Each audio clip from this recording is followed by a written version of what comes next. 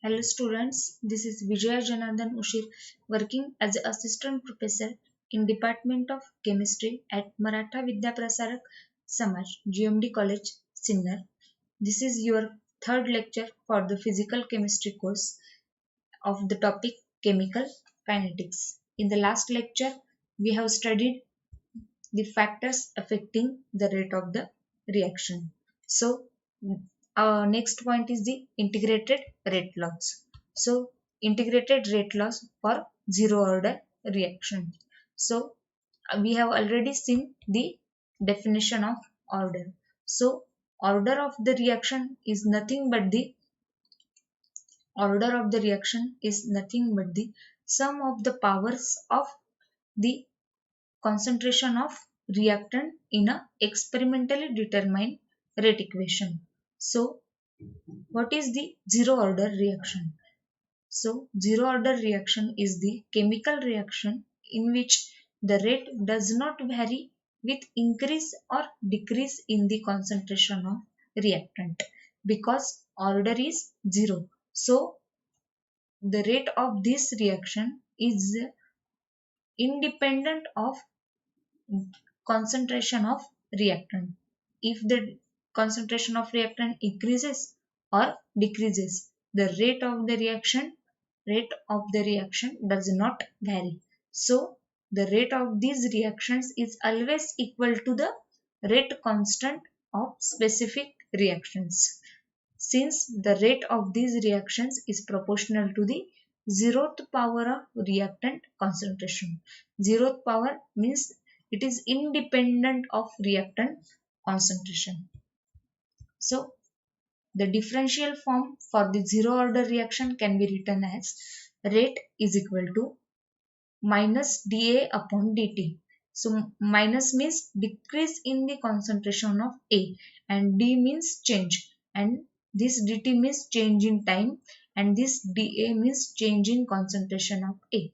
So rate is given by minus dA upon dt is equal to K into concentration of A 0. So K is the rate constant of a reaction and concentration of A is the A0 because the order of reaction is zero order. So it is equal to the rate constant K. So here rate refers to the rate of the reaction and rate refers to the rate of the reaction and K is the rate constant of reaction. So differential form can be rearranged and integrated on the both sides. So we get the required integral form as shown below. So this differential form can be rearranged and integrated on both sides. So we get the required integral form as shown below. So rate is equal to minus dA0.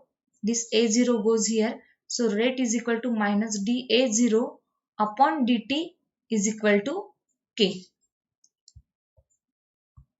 So multiplying both sides by minus dt.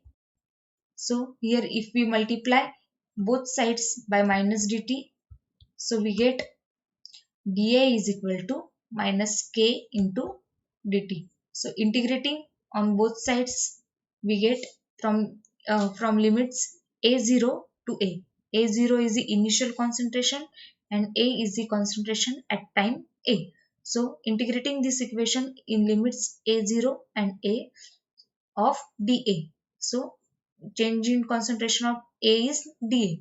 So A0 to A dA is equal to minus K. K is the constant of rate constant, which is a constant. So minus K into dt. Dt means change in time.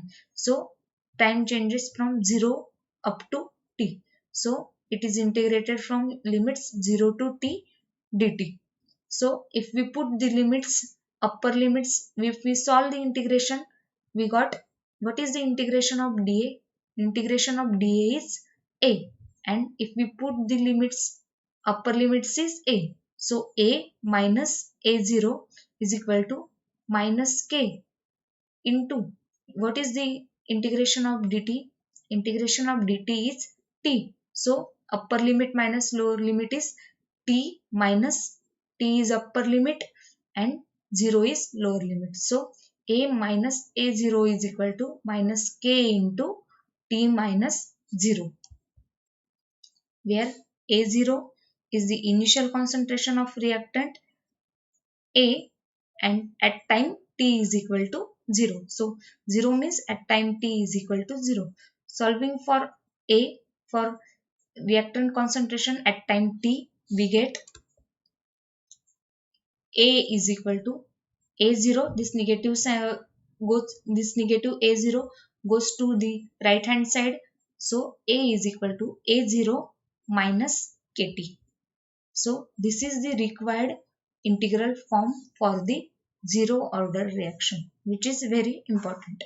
And this form enables us to calculate the population of reactant at any given time post the start of the reaction. So at any given time we can find out the population of reactant. So A is the concentration of reactant at time t, that is called as a population, and A0 is the initial concentration. So required integral form is concentration of A is equal to A0 minus KT.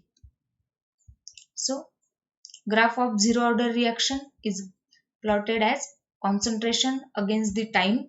So we got the graph as a decreasing straight line. So here y-intercept of this graph is a0 and slope of the graph is, so slope of the graph is minus k, or k is equal to minus slope, because the integral form for the zero order reaction is written as A is equal to minus KT plus A0. So we have already seen that form. Only I have rearranged this form. So A is equal to minus K into T plus A0. So comparing this equation with the equation of straight line. So what is the equation of straight line? Equation of straight line is y is equal to mx plus c. So A is equal to minus k into t plus a0. So this is concentration of A, concentration against the time graph. So what is on the y-axis? Y-axis is the concentration, and on the x-axis it is the time. So equation is of the form y is equal to mx plus c. Here we got the slope, that is m is equal to minus k. Here slope is equal to minus k, and here x is the time. X on the x-axis we have plot the time, and the y-intercept, that is c, we got here from the graph, that is concentration of a0. Means here slope is minus k and y-intercept is the concentration of a0. So concentration of A against the graph, against the T graph, can be plotted to get the straight line with slope is equal to minus k. This straight line is decreasing because of the negative k value, and the intercept is equal to a0 as shown below, as shown in this graph. Here intercept is a0 and slope is equal to minus k. So how we can define half-life of a zero order reaction? So firstly, what is the half-life? So the time scale in which there is 50% or half of the initial concentration of reactant is decreased is referred to as a half-life.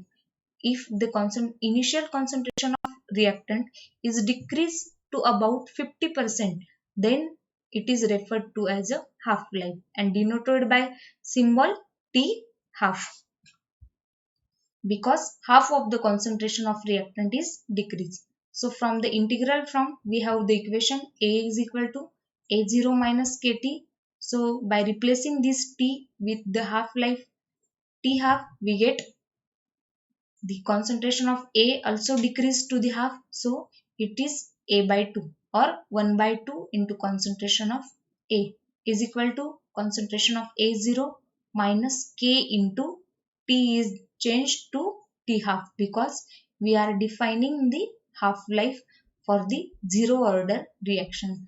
When this T changes to T half, this concentration of A gets half, because 50% of the initial reactant gets reacted. So remaining at time T is given by A by 2 or 1 by 2 into concentration of A.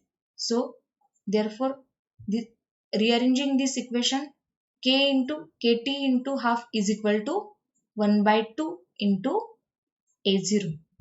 So T1 half is equal to 1 upon 2K into concentration of A0. So it can be noted from the equation above that independent of half-life is dependent on the rate constant as well as the initial reactant concentration. Means here the half-life of the zero order reaction is depends on the K, that is the rate constant, as well as the initial concentration of the reactant. Then what are the examples of zero order reaction? There are different examples. The following reactions are the examples of zero order reaction, means that does not depend on concentration of reactant. First is the reaction of hydrogen with chlorine, that is photochemical reaction. Reaction of H2 plus Cl2 gives twice HCl. Also the decomposition of nitrous acid over hot platinum surface, that is twice N2O gives twice N2 plus O2. Then iodization of acetone in H plus ion rich medium, means iodization of acetone CH3CO CH3, that is acetone, plus iodization means iodine. So we got I into CH2 I CH2CO CH3 plus HI. So the reactions in which catalyst is required are generally zero order reactions. So unit of the rate constant for zero order reaction is given by concentration per time, or it is given by molarity per second. So concentration is also expressed in the unit molarity. What is the unit of time? It is a second. So molarity per second.